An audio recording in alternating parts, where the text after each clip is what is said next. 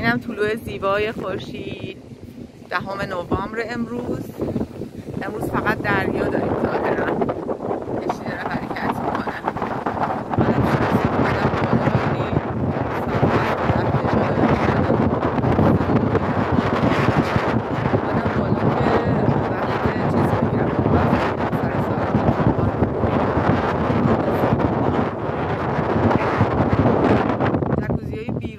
فضای باز نوبتی نیست، ولی این چون تو سالن گرمه نوبتی بود. خب اینم از طلوع زیبای خورشید. چقدر آرومه، چقدر قشنگه. مثلا شما هم از این قشنگی ها لذت ببرید. اینم تایتانیک ما. اینم سرسره آبی بسیار بسیار خوب و باحالش که آدم کیف میکنه.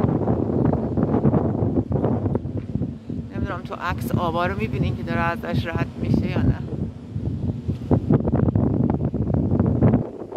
اینم خورشید خانوم که داره میخنده، میگه روزای خوب اومده، حواس